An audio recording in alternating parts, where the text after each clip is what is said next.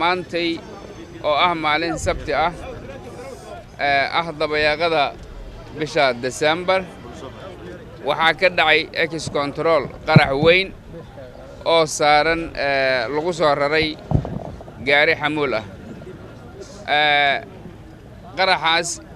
gaariga qaraxaas waday wuxuu isku qarxiyay isgoyska ex control afgooye wuxuuna sababay dhimasho badan iyo dhaawac fara badan dhimashada tiro rasmi ah ilaa iyo hadda ma hayno dhaawacu waa 9 sida hadda ay noo sheegeen goobjoogayaashii tirada dhimashada oo rasmigaana gadaal ayaan ka ogaan doonaa laakiin ma yara dhimashadaas waxay u badnayd arday u socotay dugsiyadaha iyo jaamacadaha number weyn ama tiro badan oo ardayda ah waxay ahayn jaamacadda banaadir inna lillahi wa inna ilayhi raaji'uun allah u naxariisto dadkaas ku dhintay halkaas waxay ahaayeen dad aan waxba galabsan shacab rayid ah intooda badan waxaa laayay dadkaas dhagari qabayaasha ku soo duulay dalkeena Soomaaliya ma aha markii ugu horeeyay oo ay qaraxa noocaas oo kale ah ay la beegsadeen markasta oo ay arkaan meel zaxmo ah ama bulshadu isugu badan tahay waxa ay ka caado dhigteen inay sidaas oo kale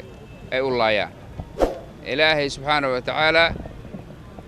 ayaan ka magan galnay shartooda bulshada Soomaaliyeedna waan hubaa inay kala garteen cadowgooda iyo saaxiibkooda waxa aan halkan rabaa inaan uga mahad celiyo ciidamadii amniga shafka u dhigay ka badbaadiyay dhagarqabayaashu hagardaamada ay soo abaabuleen inay u gudubto magaalada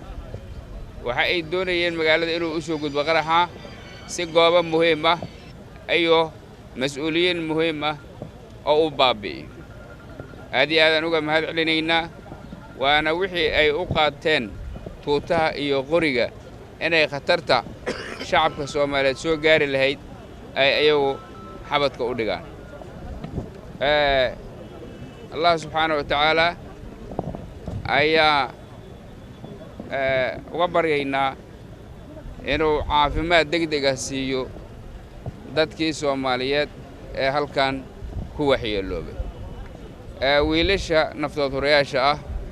ee u taagan har iyo habeen ka shaqaynta amniga iyo ka hortagga cadowga noocaas oo kale ah waa uga mahad celinaynaa waana garab taagannahay biidnillaahi alkariim intaas ayaan rabay inaan iraahdo halba sida ay wax noqdaan tirada dhaawacyada oo rasmi ah iyo tirada dhimashadaba mar dambe ayaan la wadaagi doonaa meediya billahi tawfiiq. Assalamu alaykum.